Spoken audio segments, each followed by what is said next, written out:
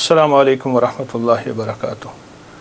الحمد للہ والصلاۃ علیہ اما بعد، اللہم صلی علی محمد عبدک ورسولک وصلی علی المؤمنین والمؤمنات والمسلمین والمسلمات، اللہم صلی علی محمد وآل محمد۔ محرم کی گھڑیاں حضرت امام حسین، ان کے قافلے، ان کی محبتوں کے ساتھ بہت نمایاں ہوئیں، لیکن اگر محرم کو ہم ازل سے دیکھیں تو حضرت آدم علیہ السلام زمین پہ جو تشریف لائے محرم کے مہینے میں آئے، نوح علیہ السلام کو جو کشتی میں کنارہ ملا محرم کے مہینے میں ملا، اور لوط علیہ السلام کی قوم کو آخر کار ان میں سے جتنے لوگوں نے توبہ کی محرم کے مہینے میں، ابراہیم علیہ السلام کو آگ سے نجات محرم، ایک پوری تاریخ ہے ایک پیچھے محرم کے مہینے کے تقدس کی، احترام کی، حرمت کی ایک پورا نظام ہے۔ اور محرم کے ساتھ امام حسین کی نسبتیں، حضرت حسین بن علی بن ابی طالب، ان کی نسبتیں بہت عجیب ہیں۔ اب سوچنے کی بات یہ ہے کہ انہوں نے ہمیں دیا کیا ہے۔ امام حسین کی زندگی کا سب سے پہلا نظام تقوی ہے، اور تقوی نیکی کرنے کو نہیں کہتے۔ کسی نے حضرت عباس رسول اللہ صلی اللہ تعالی وسلم کے چچا، ان کے بیٹے حضرت عبداللہ بن عباس سے پوچھا تقوی کس چیز کا نام ہے؟ تو پوچھا نہ کرنے کا نام ہے، کرنے کا نام تو نہیں ہے۔ فرما دیجئے کیا کرنے کا نام، کیا نہ کرنے کا نام؟ فرمایا تقوی گناہ نہ کرنے کا نام ہے۔ ایک بندہ بہت زیادہ نیکیاں کرتا ہے اور پھر بہت گناہ کرتا ہے، اس کو متقی نہ کہا جائے گا۔ فلسفہ حسین تقوی کا نام ہے، فلسفہ حسین قربانیوں کا نام ہے۔ فلسفہ حسین پانی نہیں مل رہا، پیاس کی شدت ہے، میں اس جگہ کو جا کے خود دیکھ کے آیا ہوں، کربلا کی ان وادیوں میں، لیکن اس بات کا اس پیغام کا نام ہے کہ وہاں حرام نہیں چلے گا، وہاں مشکوک نہیں چلے گا، وہاں حلال طیب اور طاہر زندگی چلے گی۔ ایک نظام ہے۔ اور فلسفہ حسین سجدوں کا نام ہے کہ جنگ جاری ہے اور نماز کا وقت آیا، آدھوں نے نماز پڑھی، آدھوں نے جنگ کی، پھر انہوں نے نماز پڑھی، سجدے قضا نہیں ہوئے اور سجدے ادا ہوئے ہیں۔ اور فلسفہ حسین دعاؤں کا نام ہے۔ وہاں کربلا کی وادیوں اور گھڑیوں میں امام حسین نے بہت دعائیں مانگی، اور وہ دعاؤں کی پوری کتابیں اس وقت موجود ہیں۔ وہ دعائیں کیا تھیں؟ جس میں اللہ کی محبت، جس میں اللہ کے ساتھ عشق، جس میں اس کی ذات عالی کے ساتھ تعلق اور محبت، ان دعاؤں کا نام ہے۔ اور فلسفہ کربلا کا ایک پیغام دیتا ہے کہ خیال کرنا، جب ایک طرف حق ہے اور ایک طرف نہ حق ہے، اور وہ حق حلال کی شکل میں آئے، طیب طاہر کی شکل میں آئے، حلال کی شکل میں، طیب طاہر کی شکل میں آئے، تو پھر حلال کبھی نہ چھوڑنا، اور حرام کے اوپر تمہیں کائنات کیا تخت مل جائے، اس کو کبھی اس کے قریب نہ جانا۔ زندگی کا ایک سفر میں آپ طے کر رہے ہیں اور طے کریں گے موت تک۔ وہ ہستیاں زندگی کا سفر طے کر گئیں، لیکن انہیں ہم مردہ نہیں کہیں گے، اور اللہ کے عاشق ہمیشہ زندہ ہوتے ہیں، اور عاشقوں کی زندگی ہی اصل زندگی ہے۔ اور وہ زندگی ایسی زندگی ہے جس زندگی کے بعد موت نہیں ہے۔ ایک عجیب واقعہ علامہ جلال الدین سیوطی رحمۃ اللہ نے لکھا ہے، ایک شخص اپنی والدہ کے قبر پہ جاتا تھا اور قرآن پڑھتا تھا، تو خواب میں والدہ آئیں، کہنے لگی بیٹا تو آ کے نا کچھ دیر بیٹھ جایا کر، پھر قرآن پڑھا کر، اس سے پہلے قرآن نہ پڑھا کر۔ کیوں؟ جب تو آتا ہے قرآن کا نور تجھے گھیر لیتا ہے، بیٹا میں تجھے دیکھ نہیں سکتی، تیرے قرآن پڑھنے سے میری قبر نوری، نورانی، روحانی، اس میں روشنی، اس میں برکت، لیکن میں تجھے دیکھنا بھی چاہتی ہوں، ماں ہوں، مام کی مامتا بیٹے کو دیکھ کے بھی کلیجہ ٹھنڈا کرتی ہے۔ یہ زندہ ہوتے ہیں، ان کو موت نہیں آتی۔ ان ہستیوں نے ہمیں ایک پیغام دیا، ان ہستیوں نے ہمیں ایک زندگی کا سبق دیا کہ کبھی بھی زندگی میں اگر یہ نظام آ جائے تو پھر حلال اور حرام کی پہچان کرنی ہے، پھر حق اور ناحق کی پہچان کرنی ہے، اور حلال اور حرام میں اگر کنبا جا رہا اور معصوم بچے جا رہے، اور پھر یہ نہیں دیکھنا کہ کون جا رہا، پھر دیکھنا یہ ہے کہ اللہ کی راہیں، سچی راہیں کون ہیں اور کہاں ہیں اور کیسے ہیں۔ امام حسین کی زندگی میں اور ان کا جتنا بھی قافلہ تھا، ان کی زندگی میں کچھ وظائف بھی ملتے ہیں جو میں لوگوں کو بہت بتاتا ہوں، اور اس سے بہت فائدہ ہوتا ہے اور اس سے بہت نفع ہوتا ہے۔ ایک عمل دیتا ہوں، بہت زندگی میں کام آئے گا ان مبارک گھڑیوں کے حوالے سے۔ وہ عمل یہ ہے کہ آپ 2 تسبیح سورۃ فاتحہ کی پڑھیں، اول آخر 3 دفعہ درود شریف، اور سورۃ فاتحہ کی 2 تسبیح پڑھ کے اور اس کا ہدیہ حضور کے گھرانے کو ہدیہ کریں، اور اگر چاہیں تو 2 تسبیح سورۃ اخلاص کی پڑھ لیں، 2 تسبیح سورۃ اخلاص کی، اور اس کا ثواب حضور کے گھرانے کو ہدیہ کریں۔ اور یہ سورۃ اخلاص کا پڑھا ہوا ہدیہ اللہ کی رحمت سے نوروں میں، برکتوں میں اور اللہ کی رحمتوں میں پہنچتا ہے 100%۔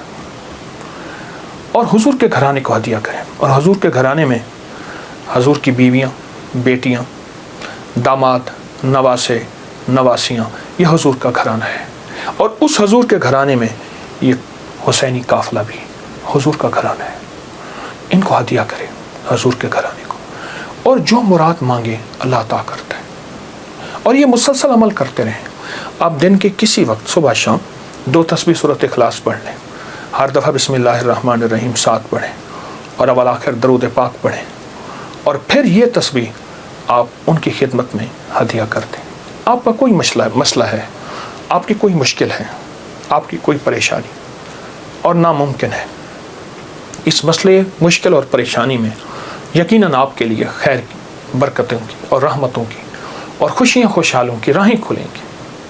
بے اولاد ہیں، بے گھر ہیں، بے در ہیں، درد مند ہیں، مریض ہیں، کوئی افاقہ نہیں ہو رہا، جادو، جنات، اثرات، بندشیں، ناکامیاں، مشکلات، راستے بند ہیں، کوئی زندگی کی مشکل ہے جہاں آپ کہتے ہیں کہ بس ہم ٹھہر گئے ہیں اور اس کا حل صرف موت ہے، اس کے علاوہ کوئی راستہ نہیں، تو آپ بہت زیادہ حیرت انگیز یہ وظیفہ چند دن، چند ہفتے زندگی میں اس کو شامل کریں۔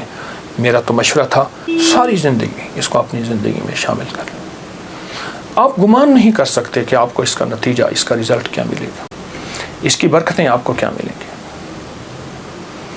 میرے پاس اتنے تنگ دست اور پریشان لوگ آئے جو زندگی کی بازیاں ہار چکے تھے اور جو خدا نخواستہ خودکشی کا سوچتے تھے اور برے برے خیال آتے تھے۔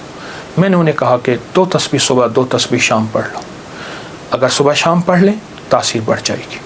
اور ہاں، ایک چیز اور بھی عرض کروں گا اس شہادت حسین کی نسبت سے، قافلہ حسینی کی برکات کی نسبت سے، ایک چیز اور بھی عرض کروں گا، اگر یہی سارا دن پڑھتے رہیں، یعنی 2 تسبیح صبح شام پڑھ لیں اور سارا دن اس کے علاوہ کھلا پڑھتے رہیں، تو اس سے ایک فائدہ اور ہوگا، آپ کی تاثیر زیادہ ہوگی، مسائل جلد حل ہوں گے، مشکلیں دور ہوں گی، پریشانیاں دور ہوں گی، اور آپ کو زندگی میں خیر کے موقع زیادہ ملیں گے، ترقیاں اور کامیابیاں بڑھ چڑھ کے ملیں گی۔ ان ہستیوں نے اللہ سے مانگنا سکھایا ہے۔ عاشورہ کا ڈھل جانا، صغرا کا وہ مر جانا، اصغر تیرے سینے میں برچھی کا اتر جانا، یہ کہانیاں سچی ہیں۔ یہ سبق دے کے انہوں نے اللہ کے ساتھ جڑنا سکھایا ہے، اللہ کے ساتھ جڑنا سکھایا ہے۔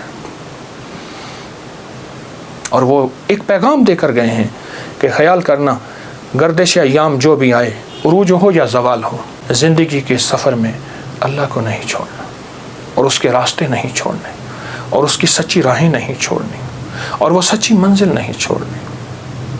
روایات میں آتا ہے کہ جس دن واقعہ کربلا ہوا ہے، اس دن 3 گھنٹے دعا مانگی حضرت امام حسین نے، 3 گھنٹے دعا مانگی۔ کس سے مانگی؟ مانگنا ہے، رونا ہے، گڑ گڑانا ہے۔ ایک نفل بتاتا ہوں، وہ بہت کمال نفل ہیں۔ یہ نفل پڑھنے ہیں 9 محرم کی شام کو، اور پھر پڑھنے ہیں 10 محرم کی شام کو۔ 9 محرم کی شام کو مغرب کے بعد رات تک جب آپ کو سہولت ہو، اور 10 محرم کی شام کو مغرب کے بعد رات تک جب آپ کو سہولت ہو۔ 2 رکعت نماز نفل، جس کی پہلی رکعت میں سورۃ الکافرون 11 دفعہ اور دوسری رکعت میں سورۃ اخلاص 11 بار، یہ آپ نے پڑھنا ہے۔ اور پھر اس کے بعد ایک لفظ پڑھنا ہے، یا شہید ہو، یا شہید ہو، یہ 313 بار پڑھنا ہے اور گڑ گڑا کے پڑھنا ہے۔ اور اب تک جتنے بھی شہید ہوئے اللہ کی محبت میں، انبیاء جتنے بھی شہید ہوئے، انبیاء شہید ہوئے، اور اہل البیت، اصحاب رسول، اور خاص طور پہ قافلہ حسین، ان کی شہادتوں اور اللہ کے ہاں ان کی مقبولیت، محبوبیت کو سامنے رکھ کے اور اپنے مسائل کا تصور کرنا ہے۔ یہ نفل ان لوگوں کے لیے ہیں، یہ نفل ان لوگوں کے لیے ہیں جو کسی ایسی بیماری میں مبتلا ہیں جس کا تعلق خون سے ہے، دل سے ہے، جگر سے ہے، ان 3 چیزوں سے ہے۔ جگر کی بیماریوں میں سارا ہیپیٹائٹس آ جاتا ہے، سارا یرکان آ جاتا ہے، سارا خون کی کمی، خون کا بننا آ جاتا ہے۔ اور دل کی بیماریوں میں سارے وساوس، ساری ٹینشن، ساری انزائٹی، سارا اسٹریس، سارا ذہنی کھچاؤ، تناؤ، دباؤ، اور ساری نیند کی کمی، اور دل گھٹا رہنا، ہر وقت پریشان رہنا، یا پھر دل کی بیماریوں میں ہائی بلڈ پریشر ہے، اور پھر اس کے علاوہ دل کی اور بیماری ہیں کہ اسٹینٹ ڈلنے کی ضرورت ہے، بائی پاس کی ضرورت ہے، فلاں فلاں، یہ ساری دل کی بیماریاں۔ اور خون کی بیماریوں میں جلدی بیماریاں، سکن کی بیماریاں، خون گاڑھا ہے، کولیسٹرول ہے، یوریا ہے، اس میں یورک ایسڈ ہے، یہ میں سمجھتا ہوں کہ جسم کی بیماریاں ہی یہی ہیں جتنے میں نے تذکرے کیے ہیں۔ یا شہیدو پڑھیں گے اور ڈوب کے پڑھیں گے 313 دفعہ، سال میں 2 دن ہے سارے۔ اولیاء سے یہ بات ثابت ہے، جو عمل بتاتا ہوں میرے عمل کے ساتھ سند ہوتی ہے، حوالے ہوتے ہیں۔ کوشش ہے، دعویٰ نہیں کرتا کہ میرے ہر عمل کے ساتھ سند ہو، ثبوت ہوں، حوالے ہوں، بغیر حوالوں کے نہیں۔ تو یہ بڑی بڑی اولیاء ہستیوں سے ثابت ہے، اور صدیوں سے یہ سعادت چلی آ رہی ہے۔ اگر آپ یہ عمل کر لیں تو اس عمل سے بہت حیرت انگیز رزلٹ، نتیجے، خیریں اور برکتیں ملیں گی۔ بس صرف 2 دن کا عمل ہے، اور میرا تو مشورہ ہے اس عمل کو پھیلائیں۔ 2 نفل، پہلی رکعت میں سورۃ الکافرون، دوسری میں اخلاص، سلام کے بعد اول آخر 3 دفعہ درود شریف، اور 313 دفعہ یا شہید۔ اب میری طرف توجہ سے دیکھیں کہ یا شہید پڑھنا کیسے ہے۔ ہر دانے کے اوپر ڈوب کے پڑھنا ہے، گڑ گڑا کے پڑھنا ہے، یا شہید ہو۔ اور انبیاء کی شہادت، سارے انبیاء کی شہادت، اور میرے حضور کے صحابہ کے غزوات کی شہادتیں، جتنے غزوات ہوئے ان سب کی شہادتیں، اور آل رسول کی شہادتیں، اور اس کے بعد جتنے بھی اولیاء، صلحاء، اور جتنے بھی اللہ کی راہوں میں شہید ہونے والے، ان کی شہادتیں۔ فرمایا قیامت کا دن ہوگا، شہید کے ہاتھ پہ اس کا سر ہوگا، اور اس سے خون ٹپک رہا ہوگا، اور اللہ جل شانہ پوچھیں گے میرے بندے تو کیا لایا؟ تو وہ سر کی اوپر جو زبان ہوگی وہ بولے گی کہ اللہ یہ قربانی لایا ہوں، اور تیری راہوں کے اوپر اور تیرے راستوں میں، میری زندگی میں سب سے قیمتی چیز میری جان تھی، میں نے تیری راہوں میں دے دی۔ اللہ فرمائیں گے فرشتوں کیا تم گواہ ہو؟ میں ہاں یا اللہ ہم گواہ ہیں۔ فرمایا تم سچ کہتے ہو، لے جاؤ، اور جنت کے سارے دروازے پکاریں گے آپ ہماری طرف آئیں، آپ ہمارے پاس آئیں، اور فرمایا وہ مہکتے چہکتے جنت میں داخل ہوں گے۔ شہداء کی اللہ کے ہاں بہت قیمت ہے، شہداء کی قیمت ہے۔ تو آپ جب یہ عمل کریں گے، اس عمل کے ساتھ ایک حیرت انگیز برکتیں ان کی مل جائیں گی، سعادتیں مل جائیں گی۔